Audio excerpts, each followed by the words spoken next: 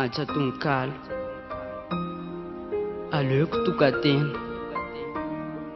Aleoko tokatena tsy misy fotantanana. Fiainana irery tsy mba misy namana. Toy izay manao siba na kivadivady, nefa misy olana tena mianjady.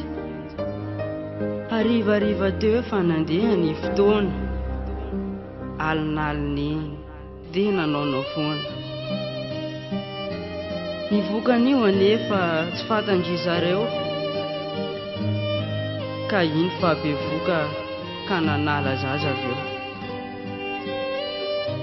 Faly anefa ny fampitolotolona, kotsalao ve tokatena toy izay mamono olona?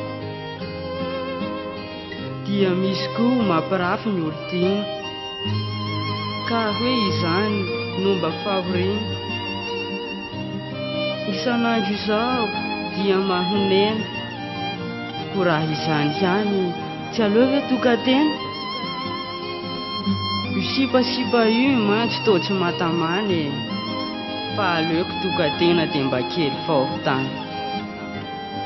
Ny poeta Auguste.